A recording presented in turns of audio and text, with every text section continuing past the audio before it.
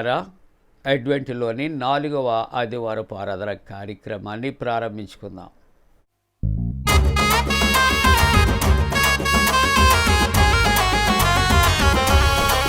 శ్రీయేసుండు జన్మించే రేయిలో, శ్రీయేసుండు జన్మించే రేయిలో, వేడుపాయాక బెత్లెహేమయూరిలో, వేడుపాయాక బెత్లెహేమయూరిలో, కన్నీయ మరియమ్మ గర్భమందున, కన్నీయ మరియమ్మ గర్భమందున, ఇమ్మానుయేల నెడి నామమందున, ఇమ్మానుయేల నెడి నామమందున, సత్రమందున పశులశాలయందున, సత్రమందున పశులశాలయందున, దేవపుత్రుండు మనుజుండాయనందున, దేవపుత్రుండు మనుజుండాయనందున, వట్టి పొత్తి గుడ్డలతో చుట్టబడి, వట్టి పొత్తి గుడ్డలతో చుట్టబడి, పశుల తొట్టిలో పారుండబెట్టబడి, పశుల తొట్టిలో పారుండబెట్టబడి, గొల్లలెల్లరూ మిగులాబీ తిల్లగా,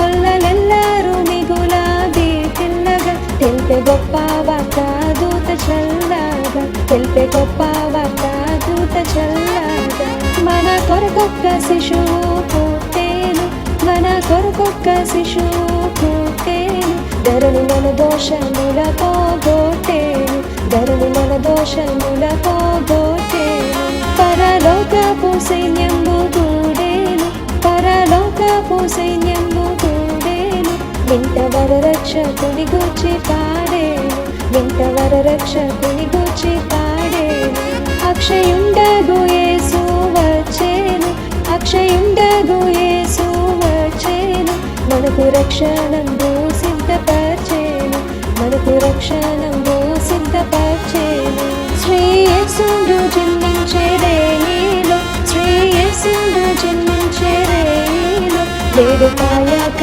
బెత్లెహేమయూరిలో, వేడుపాయాక బెత్లెహేమయూరిలో, వేడుపాయాక బెత్లెహేమయూరిలో.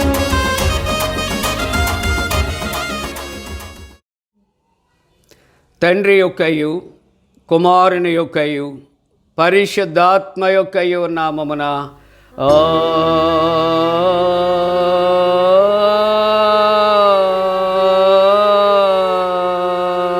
ఆమేన్. నీ వెలుగును నీ సత్యమును బయలుదేర చేయము, అవి నాకు త్రోవ చూపును, అవి నీ పరిశుద్ధ పర్వతమునకును నీ నివాస స్థలమునకును నన్ను తోడుకొని వచ్చును.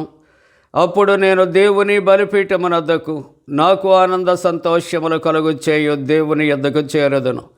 దేవా, నా దేవా, సితార వాయించుచు నీ కృతజ్ఞతాస్తుతులు చెల్లించెదను. ప్రభునందు ప్రియులారా, యథార్థ హృదయముతో మన తండ్రి అయిన దేవుని సమీపించి ఆయన ఎదుట మన పాపములను ఒప్పుకొని మన ప్రభు అయిన యేసుక్రీస్తు పేరిట క్షమాపణ దయచేయమని వేడుకుందాము. ప్రభువు నామము వలననే మనకు సహాయము కలుగుచున్నది, భూమి ఆకాశములను సృజించినవాడు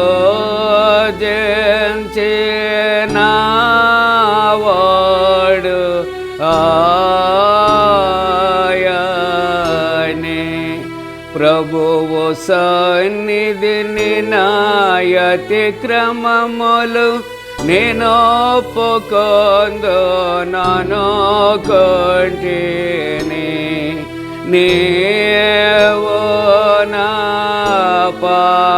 పాపదోషము పరిహరించేయున్నావు.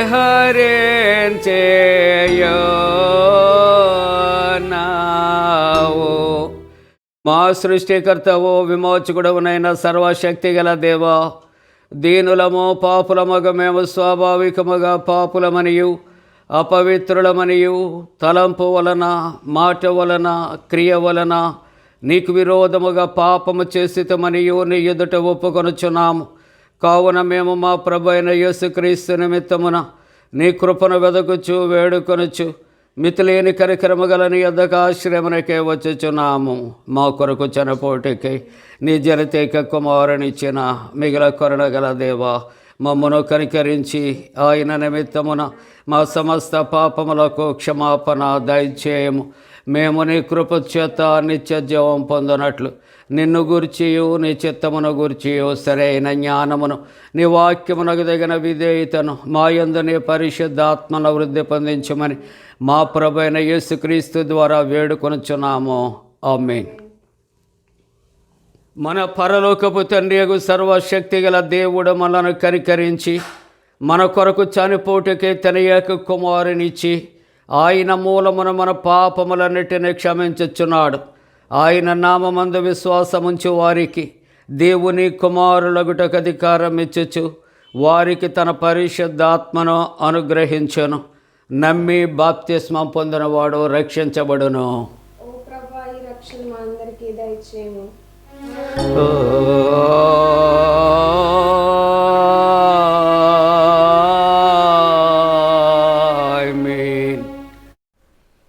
అడ్వెంటిలోని 4వ ఆదివారం కొరకు ఏర్పాటు చేయబడిన ప్రారంభ గీతము. అంతరిక్షమా మహావర్షము వర్షించము, ఆకాశ మండలము నీతిని కురిపించుగాక, భూమి నెరియలు విడిచి రక్షణ ఫలించుగాక. ఆకాశములు దేవుని మహిమను వివరించుచున్నవి, అంతరిక్షము ఆయన చేతి పనిని ప్రచురపరచుచున్నది. తండ్రికి కుమారునికి పరిశుద్ధాత్మకును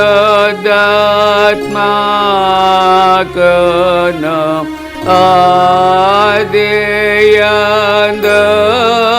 ఎప్పుడు ఎల్లప్పుడు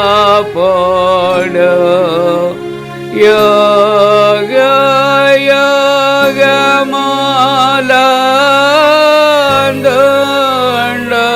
యుగములందుండునట్లు మహిమ కలుగునుగాక. ఆమేన్. ప్రభువా మమ్మును కనికరింపుము. ప్రభువా మమ్మును కనికరింపుము.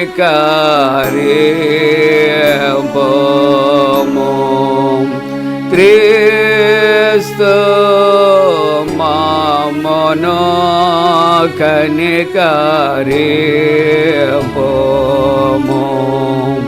క్రీస్తు మమ్మును కనికరింపుము. ప్రభువా మమ్మును కనికరింపుము.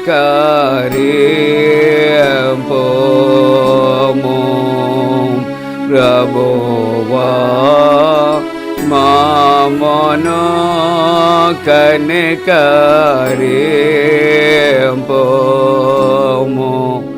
సర్వోన్నతమైన వానిలో దేవునికి మహిమా కలుగునుగాక. దేవునికి మహిమ కలుగునుగాక. కలుగునున్నతమైన ఘనస్థలమునందున ఇలాకు సమాధానం నరులకాయనదాయ. ప్రభువైన దేవా పరమరాజా సర్వ పరిపాలన పరిపూర్ణ శక్తి గల పరమజనకా నిన్ను మహిని స్తుతించుచు మరి పొగడుచున్నాము.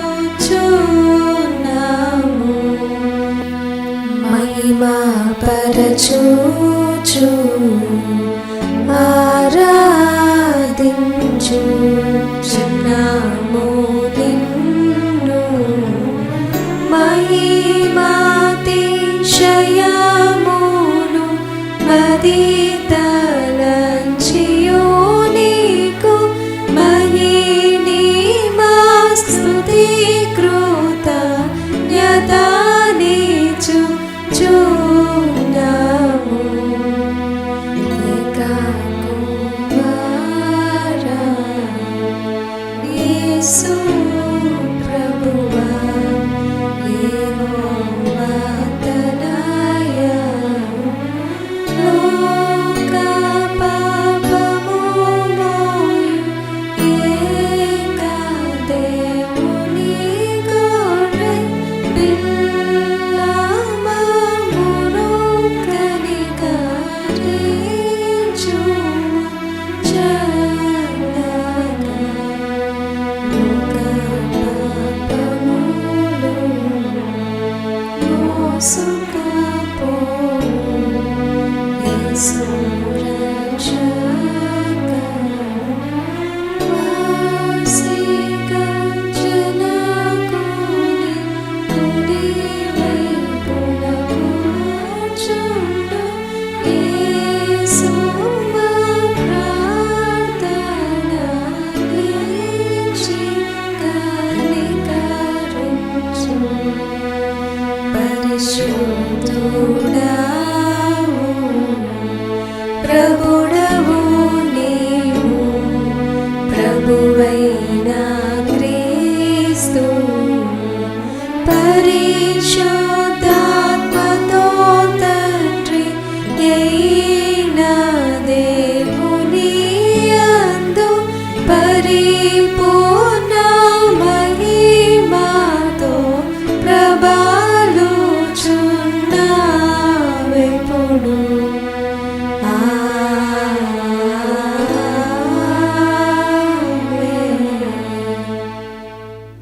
ప్రభు మీతో నుండుగాక.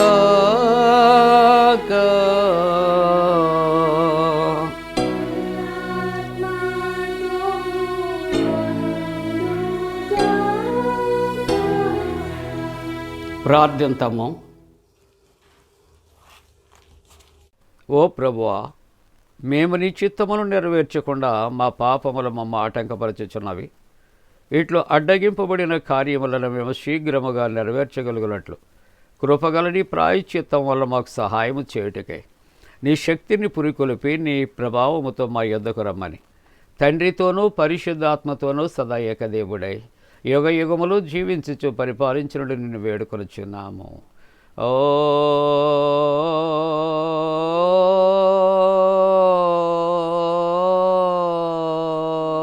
ఆమేన్. ప్రియులారా, అడ్వెంట్లోని 4వ ఆదివారం కొరకు ఏర్పాటు చేయబడిన పరిశుద్ధ లేఖన భాగాలు చదవగా విందాం.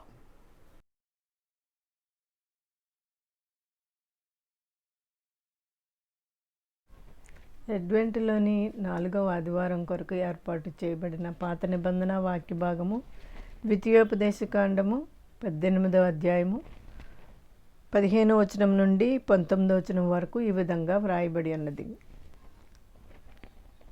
హోరేబులో ఆ సమాజ మధ్యనమున నీవు నేను చావక ఇండునట్లు మళ్ళీ నా దేవుడని యెహోవా స్వరము నాకు వినబడకుండునుగాక, ఈ గొప్ప అగ్ని నాకు ఎకనూ కనబడకుండునుగాక అని చెప్పితివి.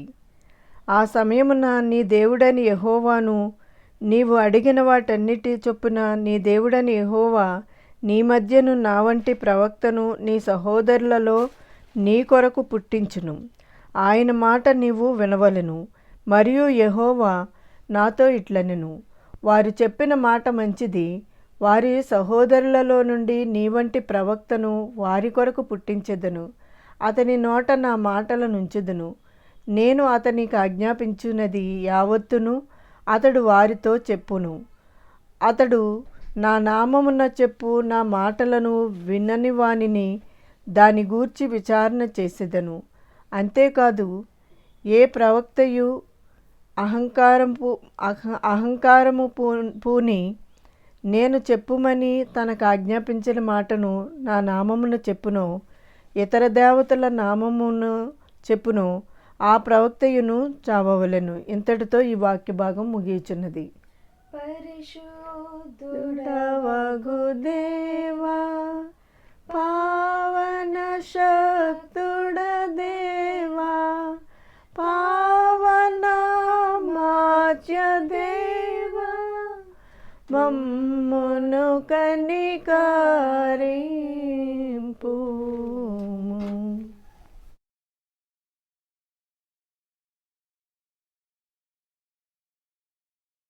ఈ దినము కొరకు ఏర్పాటు చేయబడిన పత్రిక వాక్య భాగము యోహాను రాసిన మొదటి పత్రిక 1వ అధ్యాయము 1 నుండి 4 వచనాలు ఈ విధంగా వ్రాయబడి ఉన్నవి. జీవవాక్యమును గూర్చినది ఆది నుండి ఏది ఉండెనో, మేమేది వింటిమో, కన్నులారా ఏది చూచితిమో, ఏది నిదానించి కనుగొంటుమో, మా చేతులు దేనిని తాకి చూచెనో అది మీకు తెలియజేయుచున్నాము.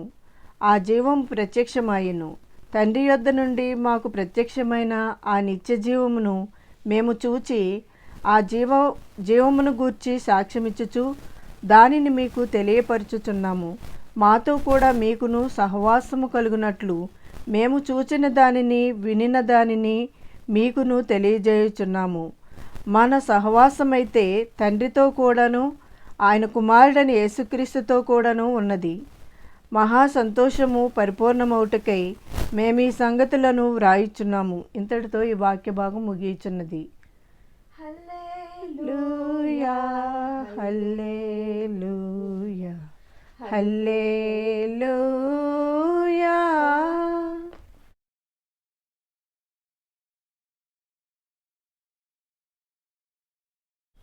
ఈ దినము కొరకు ఏర్పాటు చేయబడిన సువార్త వాక్య భాగము పరిశుద్ధుడైన యోహాను రాసిన సువార్త 1వ అధ్యాయము 15వ వచనం నుండి 18వ వచనం వరకు ఈ విధంగా వ్రాయబడి ఉన్నది.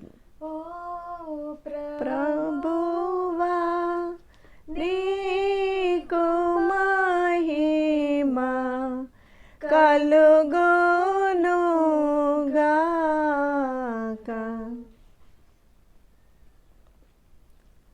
యోహాను ఆయనను గూర్చి సాక్ష్యమిచ్చుచు, నా వెనుక వచ్చేవాడు నాకంటే ప్రముఖుడు గనుక ఆయన నాకంటే ముందటివాడు ఆయననియు, నేను చెప్పినవాడు ఈయనే అనియు ఎలుగెత్తి చెప్పెను. ఆయన పరిపూర్ణతలో నుండి మనమందరము కృప వెంబడి కృపను పొందితిమి. ధర్మశాస్త్రము మోషే ద్వారా అనుగ్రహింపబడెను, కృపయు సత్యమును యేసుక్రీస్తు ద్వారా కలిగను. ఎవడును ఎప్పుడైనను దేవుని చూడలేదు. తండ్రి రొమ్ముననున్న అద్వితీయ కుమారుడే ఆయనను బయలుపరిచెను. ఇంతటితో ఈ వాక్య భాగం ముగియుచున్నది. క్రీస్తు నీకు స్తోత్రము కలుగునుగాక.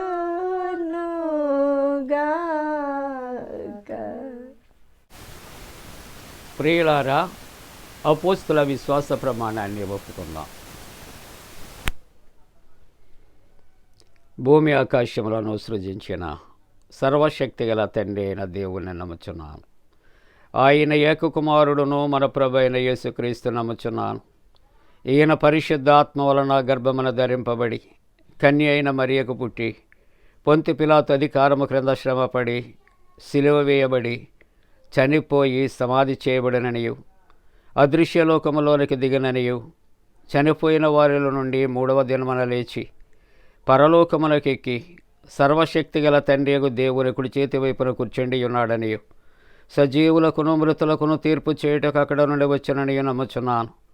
పరిశుద్ధాత్మ నమ్ముచున్నాను. పరిశుద్ధ క్రైస్తవ సంఘముకు పరిశుద్ధుల సహవాసమును, పాపక్షమాపణయు, శరీర పునరుద్ధానమును, నిత్య జీవమును ఉన్నవని నమ్ముచున్నాను. ఆమేన్.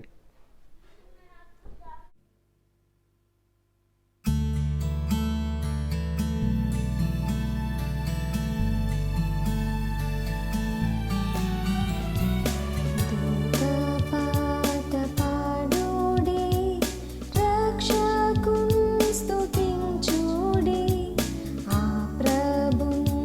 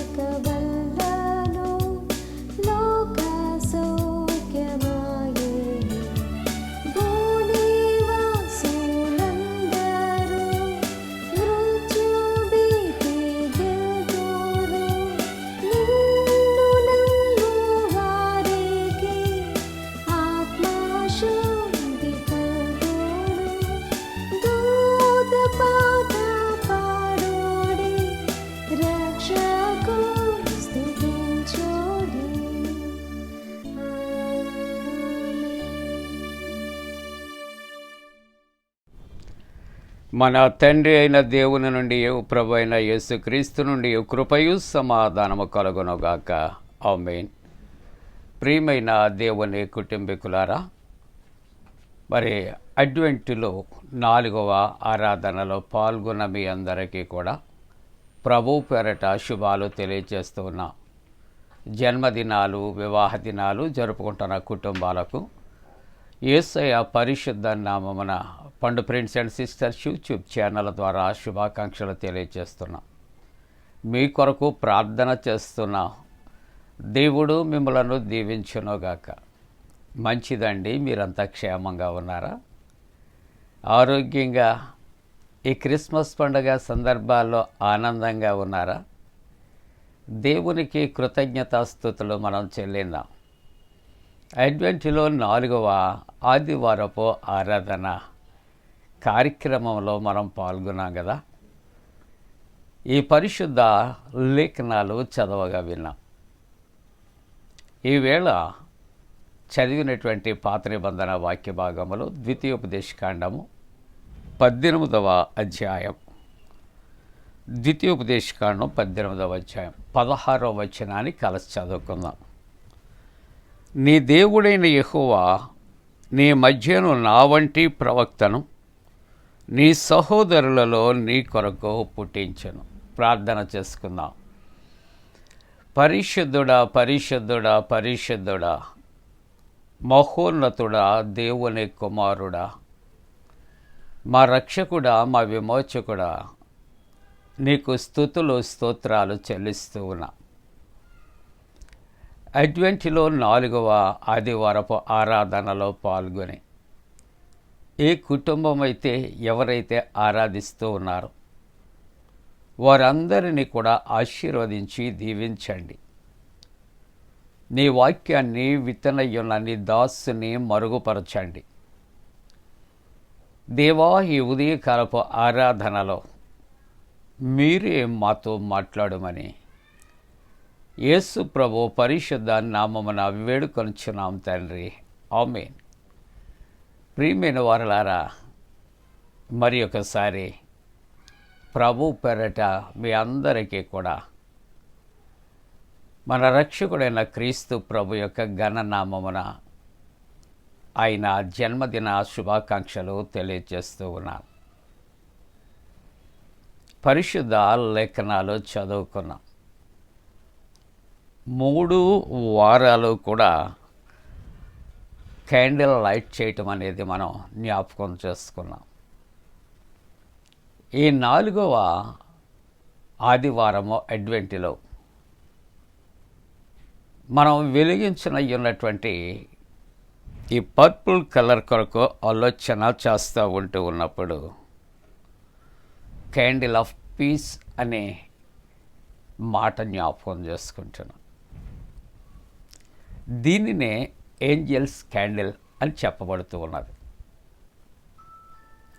ప్రియులారా,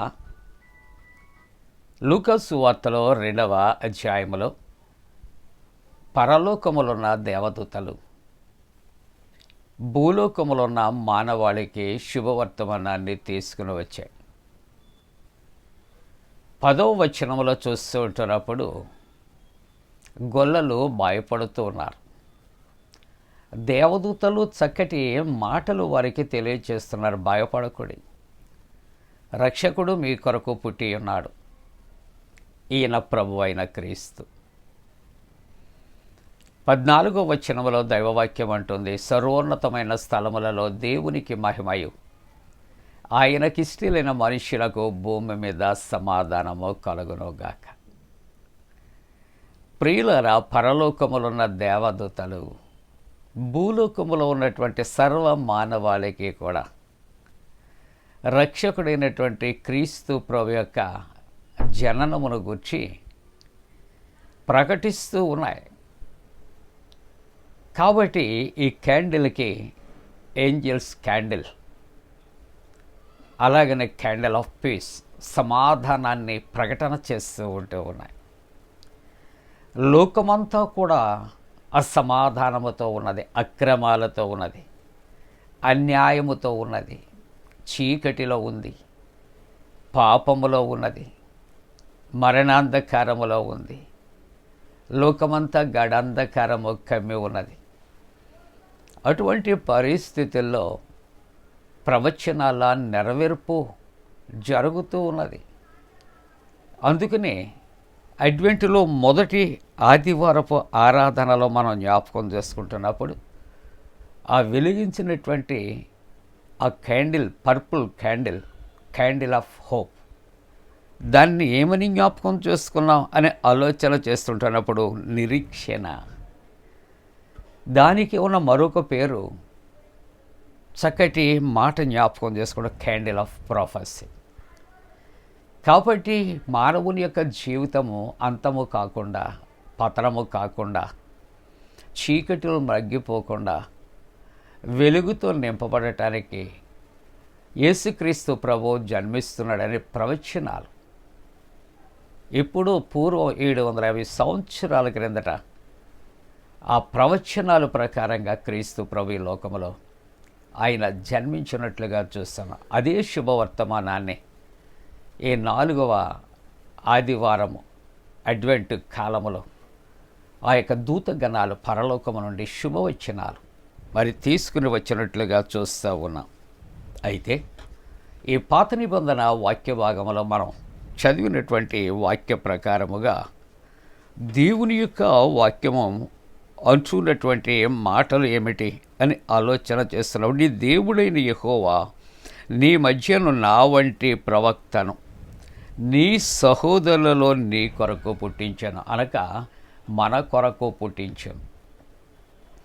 ఈ మొదటి వాక్య భాగానికి ఒక టైటిల్ మనం ఏర్పాటు చేసుకుంటూ ఉన్నప్పుడు ఇక్కడ చక్కటి మాట, ప్రాఫిట్ ఆఫ్ గాడ్, దేవుని యొక్క ప్రవక్త. దేవుని యొక్క ప్రవక్తను ఆయన మరి మన మధ్యకు పంపించటానికి ఆయన తెలియచేయుచున్నటువంటి సత్యమైన యథార్థమైన మాటలు, నీ మధ్యను నా వంటి ప్రవక్తను నీ సహోదరులలో నీ కొరకు పుట్టించను. ప్రవక్త కొరకు ఆలోచన చేస్తున్నప్పుడు నబీ అనే మాట, ప్రవచించేవాడు, దీర్ఘదర్శి, ఈ ప్రవక్తలను దేవుడు ఆయన ఏర్పాటు చేసుకున్నాడు. ఎఫెసీ పత్రిక 4వ అధ్యాయం 13వ వచనములో పరిచర్య ధర్మము జరుగుటకు ఆయన కొందరిని ప్రవక్తలుగా నియమించాను. కాబట్టి పరిచర్య జరిగించటానికి, కొనసాగించటానికి, విస్తరింపబడటానికి దేవుడు కొంతమందిని ప్రవక్తలుగా ఆయన నియమించాడు. అందుకని హెబ్రీలకు రాసినటువంటి పత్రిక 1వ అధ్యాయము 1వ వచనములో చూస్తూ ఉంటున్నప్పుడు పూర్వకాలమందు నానా సమయములలో నానా విధములుగా ప్రవక్తల ద్వారా మన పితరులతో మాట్లాడిన దేవుడు ఎవరితో మాట్లాడుతున్నాడట? ఆయన ప్రవక్తల ద్వారా ఆయన మన పితరులతో మాట్లాడినట్లుగా చూస్తున్నాం. అబ్రహాముతో కానీ, ఇర్మియాతో కానీ, నోవాహుతో కానీ ఇటువంటి పితరులతో మాట్లాడినటువంటి దేవుడు తన ప్రవక్తల ద్వారా వారితో మాట్లాడినట్లుగా దైవవాక్యము జ్ఞాపకం చేస్తూ ఉన్నది. అందుకే యోహాను సువార్త 6వ అధ్యాయం 14వ వచనములో సుకారో బావి దగ్గర అక్కడ సమరయ స్త్రీ యేసు ప్రభుతో సంభాషిస్తూ ఉన్నది. యేసు ప్రభు దాహమున కిమ్మని అడిగినప్పుడట, ఇదిగో యూదుడు అయినటువంటి నీవు సమరయురాలైనటువంటి నన్ను ఎందుకు నువ్వు దాహానికి ఇమ్మని అడుగుతున్నా అని అంటూ ఉన్నప్పుడు ప్రభువు కూడా చక్కగా, ఒకవేళ నీవిచ్చే నీళ్లు త్రాగితే మరలా దప్పిక కొంటుందేమో, కానీ నేనిచ్చే నీళ్లు త్రాగువాడు మరి అన్నటికీ దప్పిక కొనడు అంటే తాను ఇచ్చే సమాధానము, ఇదిగో మా పితరులు అయినటువంటి యాకోబు ఇదిగో ఈ బావిని ఎంతో లోతు నుండి మాకు మంచి నీళ్ళు ఇచ్చాడు, దాన్ని మేము త్రాగి మేము తృప్తి చెందొచ్చు ఉన్నాం. అయితే ఇదిగో నీవు ఏ విధంగా మాకు ఇస్తావు అని అడుగుతూ ఉంటున్నప్పుడు ఆయన చెప్పినటువంటి మాట, నీవు ఇచ్చే నీళ్లు త్రాగితే మరలా దప్పిక కొంటారు, నేను ఇచ్చే నీళ్లు త్రాగువాడు మరి అన్నటికీ దప్పిక కొనడు అని చెప్పినప్పుడయ్యా ఆ జీవజలం నాకు ఇవ్వు అని అడుగుతున్నప్పుడు ప్రభు అంటాడు, నీ పెనిమిటిని తీసుకునేరా. నాకు పెనిమిటిలు లేరు అని చెప్పినప్పుడు, అవును నిజమే చెబుతున్నా, 5 పెనిమిటలు ఉన్నారు, తీసుకునేరా. అప్పుడు తన యొక్క మనోనేత్రాలు తెరవబడి యేసుక్రీస్తు ప్రభు కొరకు యోహాను సువార్త 6:14 సాక్ష్యం ఇస్తుంది.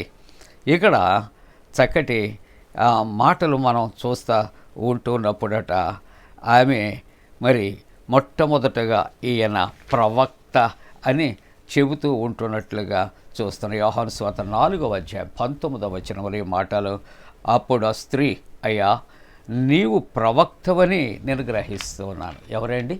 సమరియా స్త్రీ అక్కడ యేసుక్రీస్తు ప్రభుని గుర్తించి ప్రవక్త అని నేను గుర్తించాను అని చెబుతూ ఉన్నట్లుగా చూస్తూ ఉన్నాం. అలాగే యోహాను సువార్త 6:14 చూస్తూ ఉంటున్నప్పుడు ఇక్కడ యేసుక్రీస్తు ప్రభు ఆయన 5 రొట్టెలు 2 చేపలు ఆయన సమృద్ధి అయిన ఆహారముగా వారికి అందించినప్పుడు, అక్కడ మిగిలినప్పుడు కూడా వారందరూ కూడా యేసుక్రీస్తు ప్రభు చేసినటువంటి ఆ సూచక క్రియలను చూసి నిజముగా ఈ లోకములకు రాబో ప్రవక్త ఈయన అని చెప్పుకుంటూ ఉన్నట్లుగా చూస్తూ ఉన్నాం. కాబట్టి ద్వితీయోపదేశకాండములో ఇక్కడ దేవుడు అంటూ ఉన్నాడు, ఇదిగో నేను మీ మధ్యకు నా వంటి ప్రవక్తను నీ సహోదరులలో నీ కొరకు నేను పుట్టింతును అని సెలవిచ్చినటువంటి రీతిలో మత్తయి సువార్త 21 చూస్తే జనసమూహము ఈయన గలిలయలోని నజరేతు వాడగు ప్రవక్త అయిన యేసు అని చెప్పుకుంటూ ఉన్నట్లుగా చూస్తూ ఉంటున్నాం. కాబట్టి క్రీస్తు ప్రభువు కొరకు పాత నిబంధనలో తండ్రి అయిన యెహోవా దేవుడు ఇదిగో మరి ప్రవక్తలు నేను పంపిస్తున్నాను అని చెప్పినటువంటి ప్రవచనాలు నెరవేర్పు చూస్తున్నాం. క్రిస్మస్ అనేది ప్రవచనాల నెరవేర్పుగా మనం గుర్తిస్తూ ఉన్నట్లుగా చూస్తూ ఉంటున్నాం. కాబట్టి యెషయా గ్రంథములో అక్కడ తండ్రి పంపిస్తున్నటువంటి ప్రవక్త అయినటువంటి వారు ఎవరు, ఆయన ఏ విధంగా వస్తున్నాడని ఆలోచన చేస్తే యెషయా గ్రంథములో 9:6 చూస్తూ ఉంటున్నప్పుడు ఏలయనగా మనకు శిశువు పుట్టాను.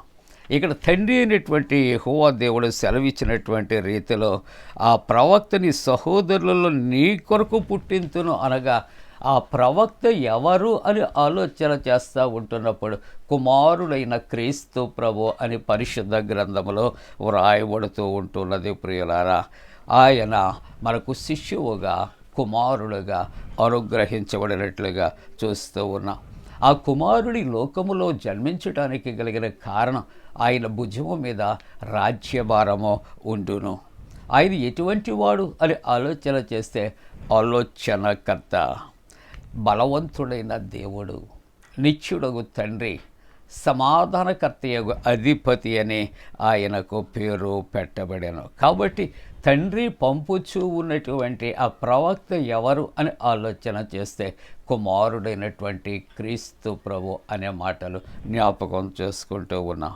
ఈయన ఎందుకు ఆయన పరలోకాన్ని విడిచి భూలోకానికి రావలసి వచ్చినది ఆలోచన చేస్తూ ఉంటున్నప్పుడు లూకా సువార్త 19:10 నశించిన దానిని వెదకి రక్షించుటకు మనుష్య కుమారుడి లోకములకు వచ్చాం.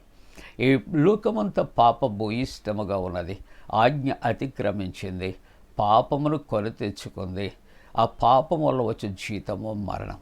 కాబట్టి మరణమును మృంగివేయటానికి, మరణపు ముళ్ళు విరగొట్టడానికి ఇక్కడ ఎడ్ల యొక్కయు మేకల యొక్కయు కోడల యొక్కయు రక్తము కాదు, కానీ ఇక్కడ నీతిమంతుడైన క్రీస్తు ప్రభు యొక్క రక్తములో ఈ యొక్క లోకానికి విడుదల విమోచన ఇవ్వటానికి తను ప్రేమించిన ఒక్క కుమారుడైన క్రీస్తు ప్రభువుని ఆయన పరలోకము నుండి భూలోకానికి పంపించాడు అనే మాటలు జ్ఞాపకం చేస్తూ ఉన్నాయి. కాబట్టి ఇక్కడ చక్కటి మాటలు మనం జ్ఞాపకం చేసుకుందాం. అసతోమ సద్గమయ, తమస్సోమ జ్యోతిర్గమయ, మృత్యోర్మ అమృతంగమయ అనే మాటలు జ్ఞాపకం చేసుకుంటాం.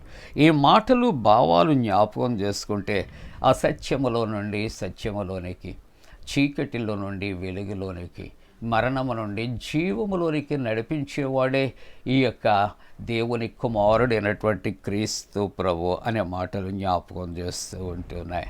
ప్రియులారా, ఒక చిన్న ఉపమానం జ్ఞాపకం చేసుకుంటే, ఒక రాజు ఒక మంత్రి ఇలాగునే మరి తన రాజ్యంలో పర్యటన చేస్తున్నప్పుడు ఆ రాజ్యములో అనేకమైన గృహాల మీద ఇప్పటి వలె చక్కటి మరి యొక్క కాంతులు వెదజల్లుచూ ఉన్నాయి, అనేకమైన నక్షత్రాలు ఉన్నాయి.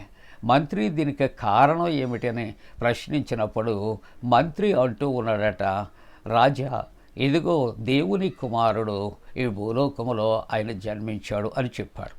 ఎందుకు జన్మించాడు, కారణం ఏమిటి అని అడిగినప్పుడు, లోకమంతా పాపములో ఉన్నది, పాపము నుండి రక్షించేవాడు భూలోకములో ఎవరూ లేరు, కాబట్టి రక్షించేవాడు విమోచించేవాడు ఇక్కడ దేవుని కుమారుడే, కాబట్టి తండ్రి అయిన దేవుడు కుమారుని పంపించాడు అన్నప్పుడు ఆ మాటలతో రాజు అతడు తృప్తి చెందలేదు. తను ఆ యొక్క మంత్రిని అడుగుతున్నాడు, ఆ పరలోకములో ఎంతోమంది దేవదూతలు ఉంటారు కదా, వారిని పంపించవచ్చు, ఎందుకు తన కుమారుని పంపించవలసి వచ్చింది? కాబట్టి నాకు దీని సమాధానాన్ని తగు రీతిలో నీవు కొన్ని దినాలలోగా నీవు తెలియచేయాలి, లేకపోతే శిక్షకు పాత్రుడు అని అతనికి వార్నింగ్ ఇచ్చాడట. కొన్ని దినాలు గడిచాయి. ఒక వారం 10 రోజులు అయిపోయిన తర్వాత ఆయన మరలా రాజు కూడా ఆ యొక్క రాజ్యంలో ఉన్నటువంటి ఒక కొలనులో ఒక చిన్న నావలో వారు చక్కగా మరి షైర్ చేస్తూ ఉంటున్నారు. ఆ రాజుతో తన యొక్క చిన్న కుమారుడు కూడా ప్రయాణం చేస్తూ ఉన్నాడు. ఆ కుమారుడు మరి ఆడుతూ ఆడుతూ ఆ నావలో నుండి కొలనులో అతడు కాలు జారి పడిపోయాడట. ఆ మహారాజు ఏం చేశాడంటే వెంటనే మరి ఆ లోపల నుండి ఆ నదిలోనికి దూకి తన బిడ్డను రక్షించుకున్నాడు. ఒక ఆలోచన వచ్చింది ఇక్కడ ఉన్నటువంటి మంత్రికి, మహారాజా, మరి మేమందరము ఎంతోమంది ఉన్నాం, చుట్టూరు సైన్యాలు ఉన్నాయి, మంత్రిని మీతో ఉన్నారు, మీరు ఆజ్ఞాపిస్తే మా ప్రాణాలు కూడా దారపోస్తాం కదా, ఎందుకు మాతో చెప్పకుండా మీరు నదిలో దూకవలసి వచ్చిందంటే, మీకు చెప్పే సమయంలో నా ముద్దుల కుమారుడు ప్రాణాలు విడిస్తాడని నేనే దిగిపోయిన బిడ్డను రక్షించుకున్నాను. అప్పుడు మంత్రి రాజుతో అంటున్నాడట, క్షమించండి మహారాజా, అలాగునే పరలోకము నుండి దేవదూతలను పంపించిన, లేకుంటే మరి ఎవరిని పంపించినప్పటికీ కూడా ఈ లోకములో రక్షించగలిగిన వారు తన కుమారుడైన క్రీస్తు ప్రభు తప్ప మరెవరూ రక్షించలేరు. కాబట్టి భూలోకాన్ని రక్షించటానికి ఏకైక కుమారుడైన క్రీస్తు ప్రభువుని ఆయన పంపించాడు, ఆయనే రక్షకుడిగా వచ్చాడు అని చెప్పినప్పుడట అతడు సంతృప్తి చెందాడట. కాబట్టి పాత నిబంధన వాక్య భాగంలో చూస్తూ ఉంటున్నప్పుడు యెహోవా దేవుడు ఇక్కడ అంటూ ఉన్నటువంటి మాట ఆలోచన చేస్తూ ఉంటున్నప్పుడు, ఈ దేవుడిని యెహోవా నీ మధ్య నా వంటి ప్రవక్తను నీ సహోదరులలో నీ కొరకు పుట్టిస్తాడు. అవును, ఆయనే ఇక్కడ ప్రవక్తగా క్రీస్తు ప్రభు ఆయన జన్మించాడు. ఆయన ప్రవక్తయే కాదు, రారాజుగా ఆయన జన్మించినట్లుగా మనము చూస్తూ ఉంటున్నాం. ఆయన జన్మం వలన యెషయా గ్రంథంలో 9వ అధ్యాయంలో 2వ వచనంలో చూస్తే, చీకటిలో నడుచు జనులు గొప్ప వెలుగును చూచి ఉన్నారు, మరణఛాయలు గల దేశ నివాసులు అందరి మీద వెలుగు ప్రకాశిస్తూ ఉన్నది. గత అనుభవాలు జ్ఞాపకం చేసుకున్నప్పుడు పాపం వలన జీవితాలు లోకమంతా చీకటి బ్రతుకుల్లో ఉంటున్నాయి. కానీ దేవుని కుమారుడైన క్రీస్తు ప్రభు యొక్క రాక వలన గొప్ప వెలుగు కలిగింది. అందుకని యోహాను సువార్తికుడు అంటున్నాడు, నేను వెలుగై ఉండలేదు కానీ వెలుగును గురించి సాక్ష్యం ఇవ్వటానికి వచ్చాను. లోకములో వెలుగు ప్రకాశిస్తూ ఉన్నది, కానీ చీకటి దానిని గ్రహించకుండా ఉన్నది. ఆయనలో జీవం ఉండేనో ఆ జీవం మనుష్యులకు వెలుగై ఉండాలి. ఆ వెలుగు ఎవరు అంటే కుమారుడైనటువంటి క్రీస్తు ప్రభు. ఆ కుమారుడైన క్రీస్తు ప్రభుని ఇదిగో ప్రవక్తలలో ఒకరిని నేను ప్రవక్తగా ఇక్కడ నేను పంపిస్తాను, పుట్టిస్తానని తండ్రి అయిన దేవుని యొక్క ఆ మాటలు ఇక్కడ నిరర్ధకం కాకుండా జరుగుతున్నట్లుగా చూస్తూ ఉన్నా. ఆయనట సర్వకాలము దావీదు సింహాసనమును రాజ్యమును నియమించుతాడు. సర్వకాలము దావీదు సింహాసనము అక్కడ రాజ్యం నిలిచిపోతూ ఉంటుంది. అక్కడ న్యాయము వలనను నీతి వలనను రాజ్యమును స్థిరపరుచుకును. అతడు సింహాసనాసీనుడై దైవ రాజ్య పరిపాలన.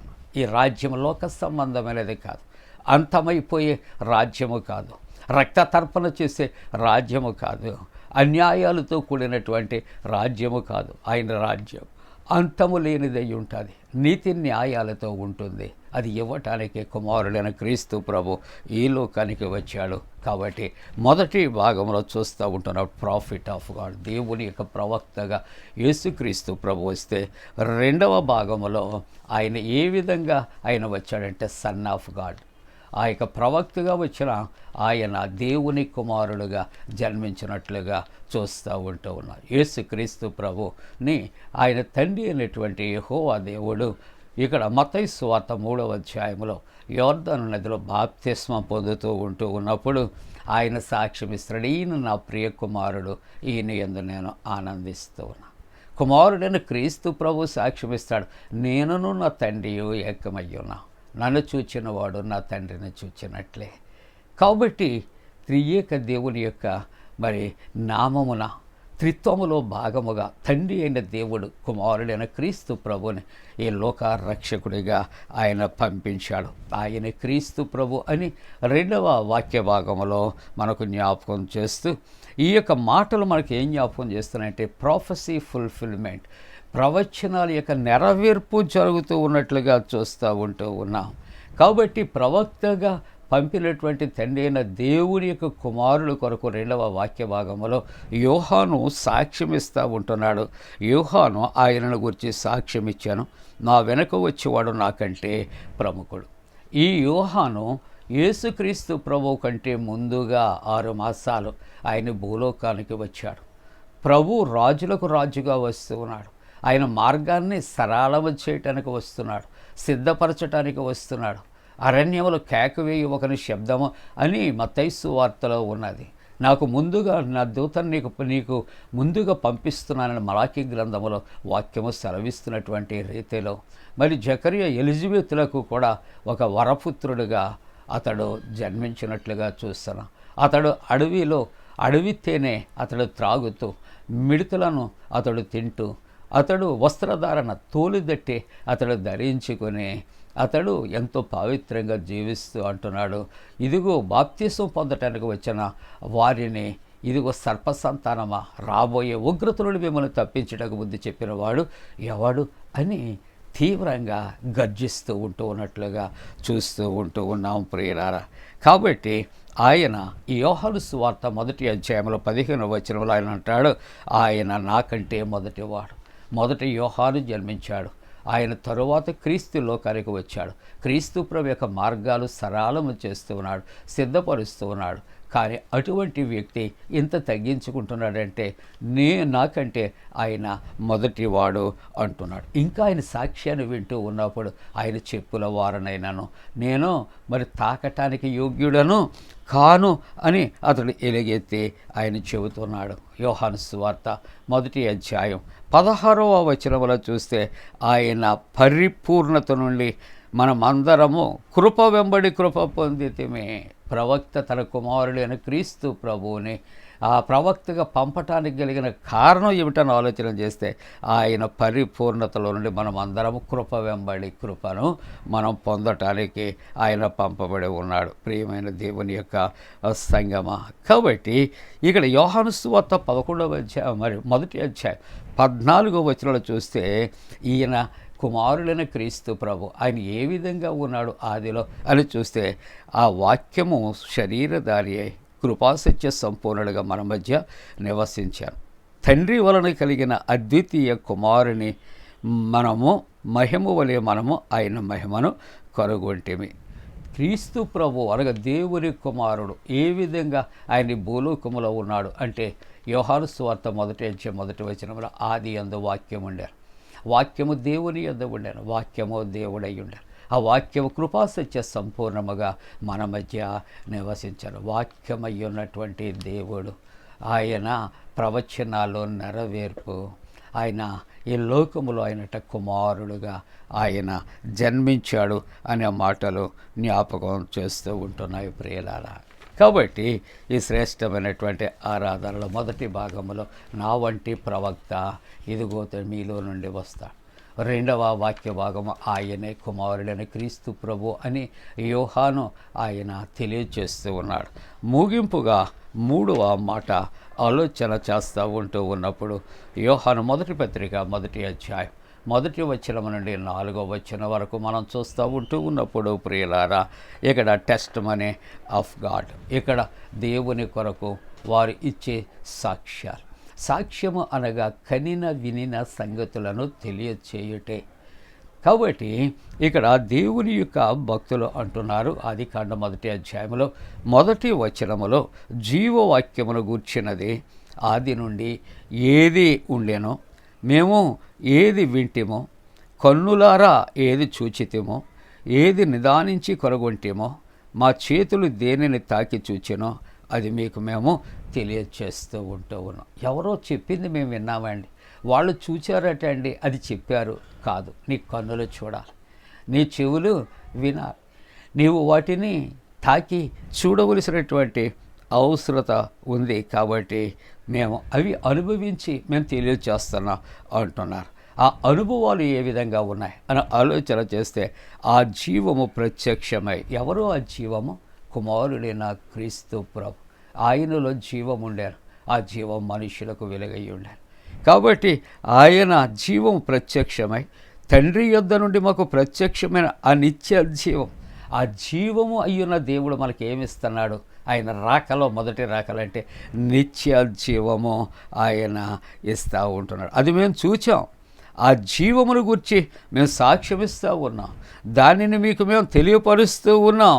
కాబట్టి మాతో కూడా మీకు సహవాసం కల. లోకముతో సహవాసము మరణము.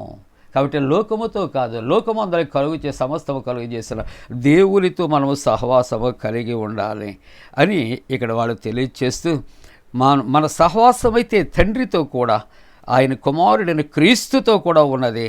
మన సంతోషం పరిపూర్ణమగుటకు ఈ సంగతులు మేము తెలియజేస్తూ ఉన్నాం. కాబట్టి ప్రియమైన విశ్వాసులారా, ఈ క్రిస్మస్ పండుగ దినాలలో మనము పండగ జరుపుకుంటున్నాం, పండుగలో మనం పాల్గొంటూ ఉన్నాం.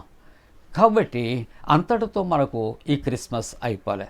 క్రిస్మస్ పండగలో నీవు వేటిని చూచావు, వేటిని నువ్వు గ్రహించావు, వేటిని పొందుకున్నావు, ఏది నిన్ను రక్షించింది, ఏది నిన్ను ఆకర్షించింది, ఏది నిన్ను విమోచించింది, ఎవరు ఆయన అని మనం తెలియచేయాలి. ముగింపుగా ఆలోచన చేస్తే లూకా సువార్త 2వ అధ్యాయం 12వ వచనములో చూస్తూ ఉంటున్నప్పుడు గొర్రెల కాపరులు అక్కడట దేవదూతలట మరి ఏం చేసే దేవుడు తెలియపరిచినట్లుగా ఆ గొల్లలకు అక్కడ తెలియచేసిన సంగతులను బట్టి వారు అంటారు, మనం బెత్లెహేము వరకు వెళ్ళి చూద్దాము రండి అని ఒకరితో ఒకరు చెప్పుకుంటున్నారట. వారట చెప్పుకున్నది తడువుగా త్వరగా వెళ్ళారట. వారు మరియను యోసేపును తొట్టిలో పండుకున్న యేసయ్యను కూడా వారు చూచారట. ఈ శిశువును గూర్చి వారు తమతో చెప్పినటువంటి మాటలు ప్రచురణ చేశారు. కాబట్టి అడ్వెంట్లో 4వ ఆరాధనలో పాల్గొన్న ప్రియ కుటుంబీకులారా, ఎన్నో పండగలు వస్తాయి, అవి అయిపోతూ ఉంటాయి, మరలా వస్తాయి, అయిపోతూ ఉంటాయి. కానీ మన జీవితాల్లో ఆ పండగలో ఉన్నటువంటి ఆ యొక్క ప్రభావం ఎంతవరకు పొందుకో. ఆ పండగలో నీవు యేసును చూచావా? యేసు యొక్క వెలుగులు చూచావా? యేసు ఇచ్చే రక్షణ నువ్వు పొందుకున్నావా? యేసు ప్రభు ఇచ్చే విమోచనతో నువ్వు విడిపించబడుతూ ఉన్నావా? ఆ యేసును గురించి నువ్వు ఈ లోకానికి ఏ విధమైన సాక్ష్యాన్ని నువ్వు ఇచ్చేవాడుగా ఉన్నాడంటే, యేసు నా రక్షకుడు, పరలోకాన్ని విడిచి నా కొరకు భూలోకంలో జన్మించాడు, నశించినటువంటి నన్ను రక్షించటానికి ఆయన భూలోకానికి వచ్చాడు, ఆయన ప్రభు అయినటువంటి క్రీస్తు. కాబట్టి మీరు కూడా ఆ రక్షణ యందు నమ్మిక ఉంచండి, విశ్వాసం ఉంచండి అని మనం ఏం చేయాలి? ఒకరితో ఒకరు మనము ఈ మాటలు పంచుకోవాలి, ప్రచురము చేయాలి, ప్రకటన చేయాలి. అదే నిజమైనటువంటి క్రిస్మస్. అలాగున నిజ క్రిస్మస్ ఆరాధికులుగా క్రీస్తుని కలిగి క్రీస్తుని లోకములో ప్రకటించటానికి దేవుడు తన పరిశుద్ధాత్మకుడైన మనపై మెండుగా కుమరించునుగాక. ఆమేన్. సమస్త జ్ఞానమునకు మించిన దేవుని సమాధానం యేసుక్రీస్తు వలన మీ హృదయాలకు తలపులకు కావలి ఉండునుగాక. ఆమె. దేవా నాయందు శుద్ధ హృదయము కలుగా చేయమో నాయంత రంగములో స్థిరమైన మనసును తనముగా పుట్టించుము నీ సన్నిధానములో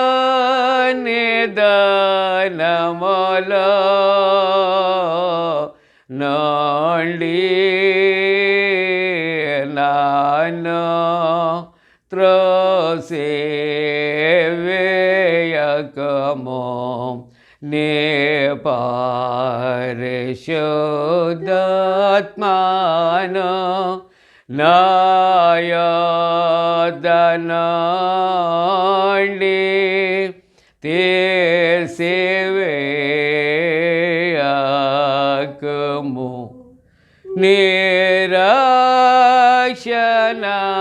నిరక్షణానంద మోనా కుమారల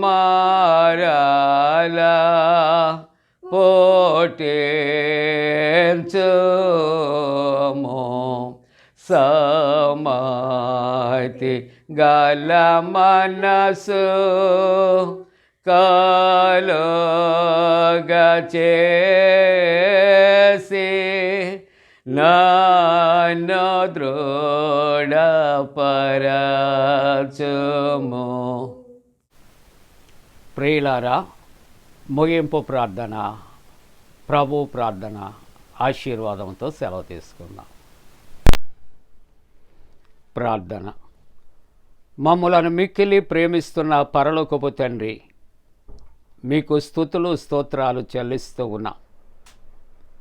ప్రభువా, మరి యొక్క అడ్వెంట్ కాలములో ప్రతి కుటుంబాన్ని మీరు జ్ఞాపకం చేసుకొని నాయనా మీ గొప్ప వెలుగుతో నింపి రక్షణలో నడిపించమని ప్రార్థన చేస్తున్నా. ఈ క్రిస్మస్ కాలం అంతటిలో కూడా ప్రతి కుటుంబాన్ని దర్శించండి నాయనా, ప్రతి కుటుంబాన్ని వెలిగించండి. ప్రతి కుటుంబము రక్షణలో కొనసాగటానికి కృప చేయమని ప్రార్థన చేస్తూ ఉంటూ ఉన్నాం. దేవాని పరిశుద్ధ వాక్యములు దీవించండి, వాక్యానుసారము జీవించటం నేర్పించండి. చంటి బిడ్డల కొరకు, చంటి బిడ్డ తల్లుల కొరకు, యవనస్తుల కొరకు, వృద్ధుల కొరకు ప్రార్థిస్తూ ఉన్నాం. ప్రభువా, ఇదిగో పరీక్షలు రాస్తున్న బిడ్డలు జయము కొరకు ప్రార్థిస్తున్నాం. ఉద్యోగ ప్రయత్నాలు ఉన్న బిడ్డల యొక్క ఉద్యోగాలు, ఇంటర్వ్యూస్లో ఉన్న బిడ్డలు, కౌన్సిలింగ్లో ఉన్నటువంటి బిడ్డల కొరకు ప్రార్థన చేస్తూ ఉన్నాం. ప్రభువా, ఇదిగో స్వదేశ విదేశాల్లో ఉన్నటువంటి నాయన ప్రతి ఒక్కరి కొరకు, వారి ప్రయాణాల కొరకు ప్రార్థిస్తూ ఉంటున్నాం.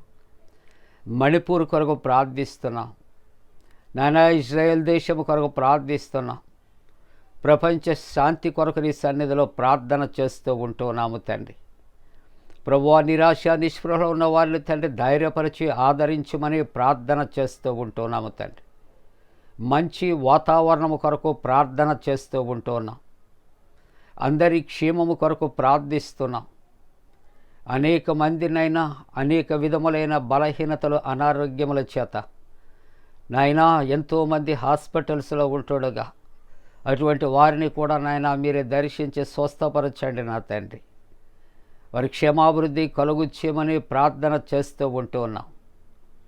ప్రభువా, పండు ఫ్రెండ్స్ అండ్ సిస్టర్స్ యూట్యూబ్ ఛానళ్ళ ద్వారా అనేక మంది ఆశీర్వదించబడినట్లు నాయన కృప చేయమని దేవాని సన్నిధిలో ప్రార్థనలు చేస్తూ ఉంటూ ఉన్నాం. నీ దాసుని, నీ దాసురాలు, యవన బిడ్డలు యొక్క క్షేమము, రక్షణ నాయనా, ఇదిగో బిడ్డల యొక్క నా ప్రభా ఉద్యోగాలు నాయన, పరిశుద్ధ జీవిత విధానము కొరకు నీ పాద సన్నిధిలో ప్రార్థనలు చేస్తూ ఉన్నాం. అలాగనే ప్రభా, ఎవరైతే ఆరాధనలో పాల్గొన్నారో వారందరికీ పరలోకపు దీవెన ఆశీర్వాదాలు నిండుగా మెండుగా అనుగ్రహించి మీరు మహిమ పొందమని యేసు ప్రభు వారి పరిశుద్ధ నామమున వేడుకొనుచున్నాము తండ్రి. ఆమేన్. పరలోకమందున్న మా తండ్రి, నీ నామం పరిశుద్ధపరచబడనుగాక, నీ రాజ్యం వచ్చునుగాక, నీ చిత్తం పరలోకమందు నెరవేర్చినట్టు భూమి అందు నెరవేరునుగాక. మైందిన ఆహారం నేడు మా దయచే, మా ఎడల అపరాధం చేస్తున్న వారిని క్షమించిన ప్రకారముల అపరాధము క్షమించము, శోధంలోని తేక కీడును తప్పించము. రాజ్యము, శక్తియు, మహిమ నిరంతరము నీవై ఉన్నవి. ఆమేన్. ప్రభువు నిన్ను ఆశీర్వదించి నిన్ను కాపాడుగాక. ప్రభువు నీకు తన సన్నిధిని ప్రకాశింపచేసి నిన్ను కరుణించుగాక. ప్రభువు నీవు తన సన్నిధి కాంతి ఉదయింపచేసి నీకు సమాధానము కలుగు చేయునుగాక.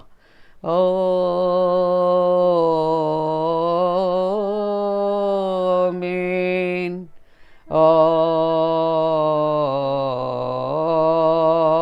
ఆమేన్. ఆమేన్.